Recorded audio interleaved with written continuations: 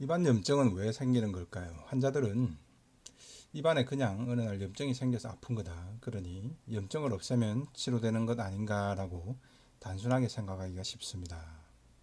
하지만 가뭄에 농작물이 말라가게 되면 면역력이 떨어지게 되고 그래서 병충해에도 쉽게 노출되면서 잎이나 줄기 등에 염증 반응이 나타날 수 있습니다. 이때 과연 살충제만 계속 뿌려대면 병충해가 나아지는 걸까요? 그렇지 않겠죠.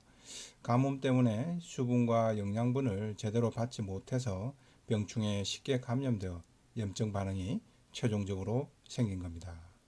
결국 기저 원인인 수분과 영양분을 보충해서 면역력이 좋아져야지 염증 반응도 덜해지게 되겠죠. 결과적으로 염증 반응이 생겼다고 해서 무조건 염증만 없애고 보자는 단순한 치료 접근 방식은 임시방편적 치료에 그치기가 쉽습니다. 그래서 약을 써도 연고를 써도 잘 낫지를 않고 또 옆에 부위에 다시 염증이 생겨버리는 악순환이 반복되는 경우가 많습니다. 입천장 염증이라든지 혀 염증은 왜 생기는 걸까요?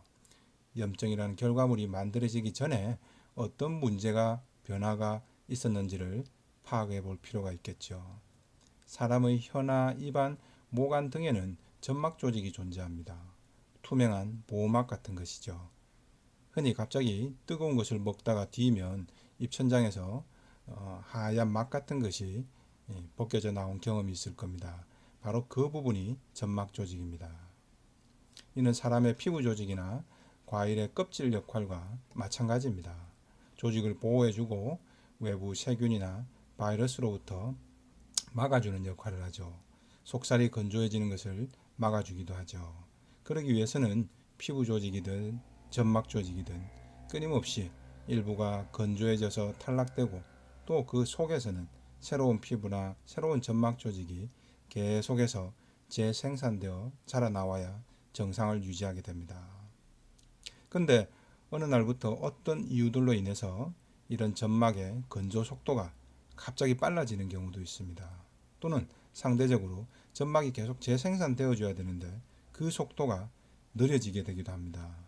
그러면 점막이 건조하고 얇아지면서 미세한 구멍들이 숭숭 뚫리게 되겠죠. 그리고 그 구멍들 사이로 입안을 늘 드나드는 세균이나 바이러스, 음식 등의 자극물이 점막을 건조하고 취약해진 부위로 침범을 해서 염증 반응이나 궤양 반응을 일으키게 되는 거죠. 그래서 이 병을 빨리 낫게 하기 위해서는 이런 점막을 강화하는 부분들이 염증만 없애는 것보다는 훨씬 더 근본적이고 기저 원인을 해소하는 데 도움이 되는 방법이 될 것입니다.